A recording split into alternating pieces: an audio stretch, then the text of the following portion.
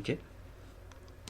So now we're going to compare it with what this man, Dr.Ben, says, right? He's qualified, highly qualified and recognised, right? As we said, we're going to compare it. Okay. So we got up to this point where he's asked, who's this statue of, right? So I'll play it for you. And you'll see a vast difference. Who is this up here? Where? On the next level. That's her husband, Ahmose's second. That's Ahmose. You see, her father, you got to know a little history about her. How great she was. And it decided to play up for some reason. Okay. We may pause it there. Okay, here we go. When the Hyskos were here, that's the first foreign conquerors of Egypt. They came to them. They came from Asia, around the Oxus River. They came and destroyed the 13th dynasty and started the 14th. By the time of the 17th dynasty, people here, kings from here, a man by the name of Ahmose I, got mad and organized the forces against the Hyskos To drive them out. He got killed on the battlefield, and his son, Ahmose I, took over. Continued the fight. Continued the struggle. He got killed on the battlefield.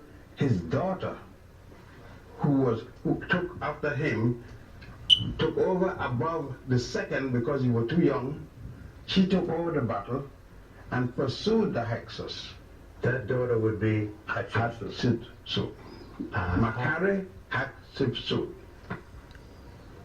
She was a rough lady. She was a strong woman. She brought women in the government in certain positions, but she did not allow women to interfere with the priesthood, to go into the priesthood. They developed their own system called the priestess, but they were not allowed to participate with the men. Yes. A Nubian queen, plus the fact, Gil, she started what is today called women liberation. Oh yeah, brother. Today we call women's liberation movement. She had done it thousands of years before. Amen. There are 62 tombs here that are known of. Perhaps the best known of which is the all but vacant tomb of Tutankhamun. Best known because the boy pharaoh's tomb was discovered intact in the early 1900s. So there's the information there by Dr.Ben.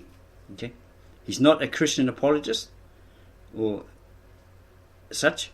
Okay, so this person out there that said there was no Exodus is actually incorrect. He's correct about everything else, but there was an Exodus of sorts. Okay, what Dr.Ben said there is that the Hyskos, foreign kings, came in. They invaded Egypt. They ruled for a while, okay, until King Ahmose first said Egypt for Egyptians, and strove to boot them out.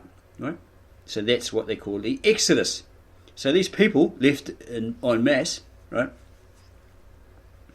and went to northern Egypt, which is apparently southern Egypt, and they built a kingdom called Avaris, or known as Zion. So it was the first Zion, right? And they ruled there and thrived. So this King Ahmose wanted them out of Egypt altogether because that's their territory, right? So he goes and he invades it, tries to attack it, get them out, but dies in the attempt. So his son, who replaced him, Thutmose I, decided to do the same in revenge, but apparently he was killed. Okay, so it leaves the wife, Thutmose I's wife, or maybe the grandmother, I think it'd be the wife he's saying here, of Thutmose I, with a young child, perhaps about 10 years old. So he doesn't know anything about the art of fighting or the art of war. So she claims that she is of the gods, not born, or the myth, whatever, right? Not born of, human parents, and she sits on the throne as Queen King. Okay? And she apparently rules, and then she trains up her son, who then goes and attacks Avaris, or that scion, defeats them, drives them out, and drives them to the Sea of Reeds. Okay, in the book, the Bible, etc., it's erroneously called the Red Sea, where the actual location on a map, on ancient maps, is it's called Sea of Reeds. So in front of them is sea, to the left of them, to the right of them is sea, and behind them is these Egyptians. They got nowhere to run. So they capture them and they drown them according to the wall reliefs, what's carved in stone, or behead them, whatever, right? Okay? So that's supposedly, according to this Dr.Ben, the true story, the true account of an exodus, which actually happened. An exodus of sort, because an exodus is basically an expulsion of a mass of people out of a certain country or regional area. That's basically what it boils down to. Okay? So, if this proves true, okay, comes straight from the horse's mouth, so to speak, it is 100% verified, established fact, then it proves, to a point, as in the protocols of the Elders of Zion, someone has given these Gentiles a false religion or a false account. They've lied to them, right? Okay. Why I was referring to this person who said these remarks is because he claimed it has been suggested, he said it was suggested, according to Rabbi David Roll, that the Jews state the Exodus according to their texts, didn't actually happen. Okay, so I acknowledge him for that. I couldn't remember, right? Recollection of it. I did personal research before, but yeah, sometimes I forget. Sometimes you don't have that recall, whatever, right? Okay, it's not excuse. It's actually fact, right? Okay, but yeah, when you reminded me of that, it reminded me of that. I recalled it, right? Recalled it. Okay, so yeah, he was saying that the Exodus didn't happen. That's their version, right? So, as we said earlier, we'd examine it deeply and bring you the real truth, the whole truth, and nothing but the truth in that matter. It may offend some or many. Well, the truth is a sharp, two-edged sword and cuts deep to the very marrow, according to the scriptures, right? So we make no apologies for the truth. If this proves true, comes straight from the horse's mouth, so as to speak, and is 100% verified, proven, established fact. Then it proves to a point that someone's lied to us, right? Told us a chuckload of lies. Okay, so according to Dr.Ben, here is the real history. It's the real history, according to the ancient Egyptians who recorded it in a stone. Native Assyrian, I was speaking to on through YouTube comments, once told me that if we knew the true history of the Assyrians, which has been swept under the carpet, kept under the carpet, right, and in the Nestorian churches, etc., those people got hassled for centuries, but they got flack for centuries because of that, over that, right? If the history of if you knew the history of the real history of the ancient Assyrians and where the scriptures really came from, that we would drop our belief system, right? Okay, so again, I stress there was an exodus and the expulsion, a driving out of peoples, but not as is written in the Bible. Okay, there's the facts there, that there was an exodus and expulsion, so you can't deny that there wasn't one, right? Okay, no matter how you try, because it's all there, recorded, okay, verified. The Hittites, a race, these are Asiatics from Asia Minor, once invaded ancient Egypt or Kemet, were taken captive, became prisoner of war. It's on the war reliefs in this documentary. But were driven out in a fight between them and the Egyptians occurred as seen on those wall reliefs, those carvings, right?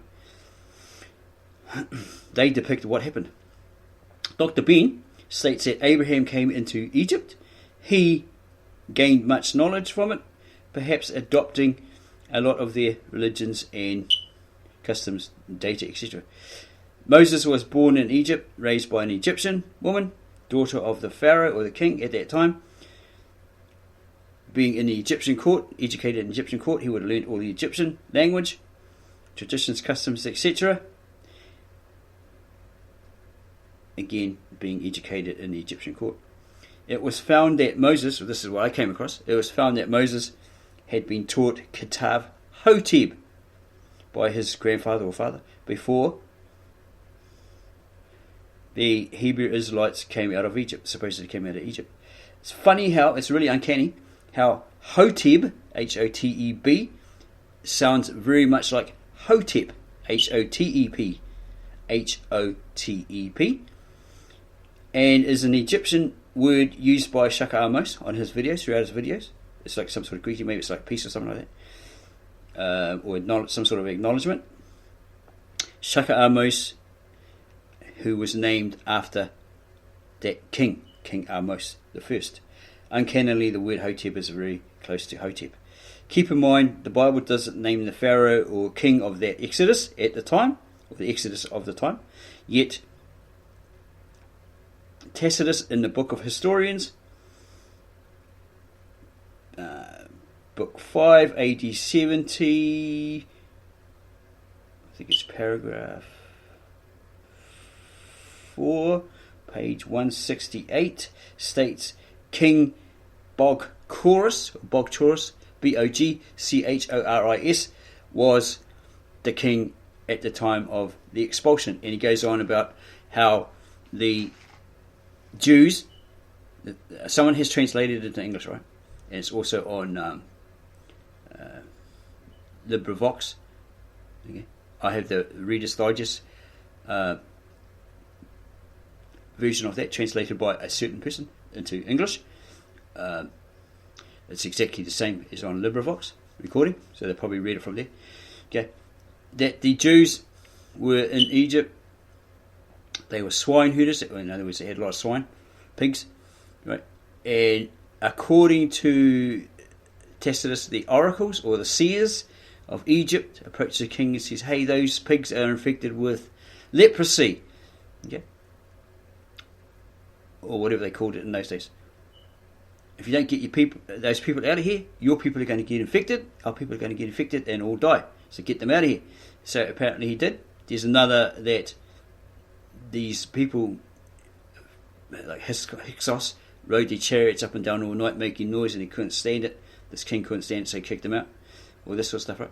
So that's what Tacitus is saying. So that's why the Jews don't eat pork or swine, right? And so forth, according to that book of Tacitus.